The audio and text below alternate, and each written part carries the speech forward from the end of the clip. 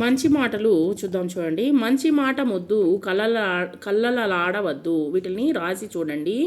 చాడీలు చెప్పబోకు, మంచి విడవబోకు, కీడు చేయ ముప్పు, వాదులాడ తప్పు, కలిసిమెలిసి మెలుగు, కలిమి బలిమి కొలుగు. ఎవరు నేర్పారు?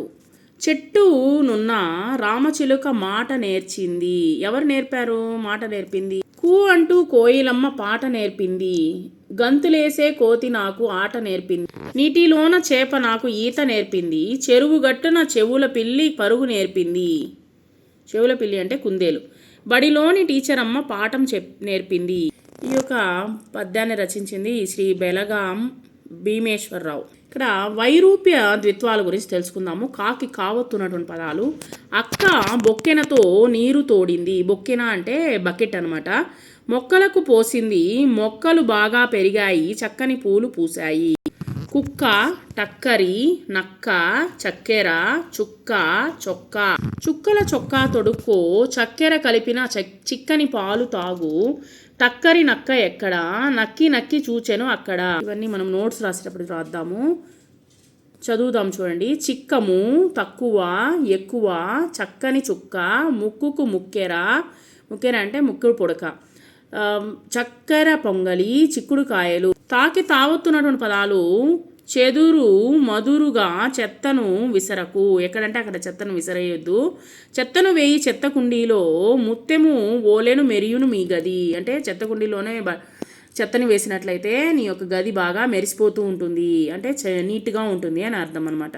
కత్తెర, అత్త, గుత్తి, ఉత్తరం, పుత్తూరు, విత్తనం. ఇవి తర్వాత నోట్స్ రాసేటప్పుడు చూద్దాము. అత్త కత్తెరతో పూల గుత్తులు కత్తిరించింది. పుత్తూరు మామకు ఉత్తరం రాశాను. రైతు పత్తి విత్తనాలు విత్తాడు. చూడండి, పిల్లలు వచ్చేసి గౌరవం, మాకు పెద్దలంటే గౌరవం అంటూ వాక్యాన్ని పూర్తి చేయాలన్నమాట. ఈ విధంగా పిల్లల చేత చేయించండి. తర్వాత నావత్తున్నటువంటి పదాలు. మన్ను తిన్న కన్నను చూచి యశోద మాత కోప్పడగా, విన్నది కన్నది నిజము కాదని వెన్న దొంగ తన నోటిని చూపెను. ఈ విధంగా నువ్వు విన్నది కన్నది తప్పు అని చెప్పేసి తన నోటిని చూపించాడు. చూపించిన వెంటనే ఏమైంది? తన యొక్క నోటిలో ఆ యొక్క భూమండలం అంతా కనిపిస్తూ ఉందన్నమాట యశోదకి. కన్ను, పిన్ని, గిన్నె, చిన్న, గన్నేరు, అన్న, చిన్నారి.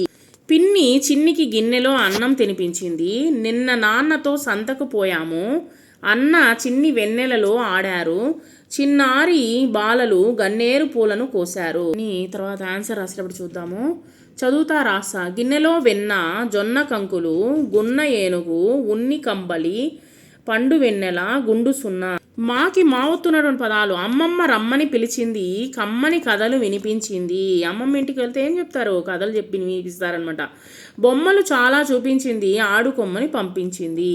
నిమ్మకాయ, బామ్మ, అమ్మ. బామ్మ అంటే అమ్మమ్మ అనమాట. తుమ్ములు, తమ్ముడు, నిమ్మ, బొమ్మలు. తమ్ముడు తుమ్ములు తుమ్మాడు. అమ్మ నిమ్మరసం తాగింది. అమ్మమ్మ బొమ్మలు చేసింది. ఇవన్నీ నోట్స్ రాసేటప్పుడు రాద్దాము.